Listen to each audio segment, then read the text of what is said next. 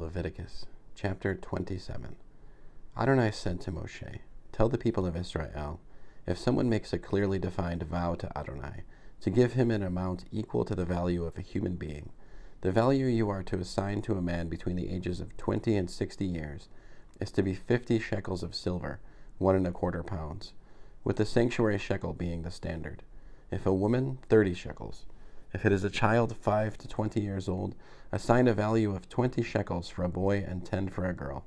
If a baby 1 month to 5 years of age, 5 shekels for a boy and 3 for a girl. If a person past 60, 15 shekels for a man and 10 for a woman. If the person is too poor to be evaluated, set him before the Kohen, who will assign him a value in keeping with the means of the person who made the vow. If the vow is for the value of an animal of the kind used when people bring an offering to Adonai, all that a person gives of such animals to Adonai will be holy. He is not to exchange or replace it by substituting a good animal for a bad one or vice versa. If he does make such a substitution, both the original animal and the one replacing it will be holy. If the animal is an unclean one, such as may not be used in an offering to Adonai, he must set it before the Kohen, and the Kohen is to set a value on it in relation to its good and bad points. The value set by you and the Kohen will stand. But if the person making the vow wishes to redeem the animal, he must add 1/5 to your valuation. When a person consecrates his house to be holy for Adonai, the Kohen is to set a value on it in relation to its good and bad points. The value set by the Kohen will stand. If the consecrator wishes to redeem his house, he must add 1/5 to the value you have set on it, and it will revert to him. If a person consecrates to Adonai part of a field belonging to his tribe's possession, you are to value it according to its production, with 5 bushels of barley being valued at 50 shekels of silver, 1¼ pounds. If he consecrates his field during the year of Yovel, this valuation will stand. But if he consecrates his field after the Yovel, then the Kohen is to calculate the price according to the years remaining till the next Yovel, with a corresponding reduction from your valuation. If the one consecrating the field wishes to redeem it, he must add 1/5 to your valuation, and the field will be set aside to revert to him.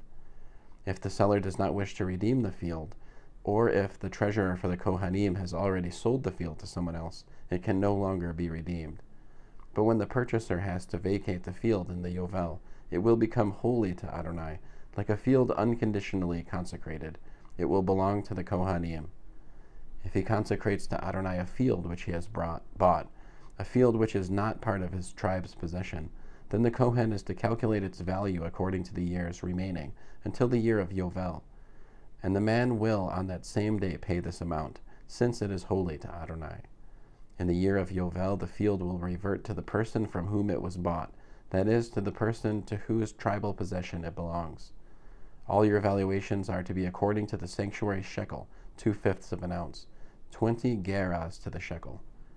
However, the firstborn among animals, since it is already born as the firstborn to Adonai, for Adonai, no one can consecrate, neither ox nor sheep, since it belongs to Adonai already. But if it is an unclean animal, he may redeem it at the price at which you value it, and add 1/5. Or if he does not redeem it, it is to be sold at the price at which you value it.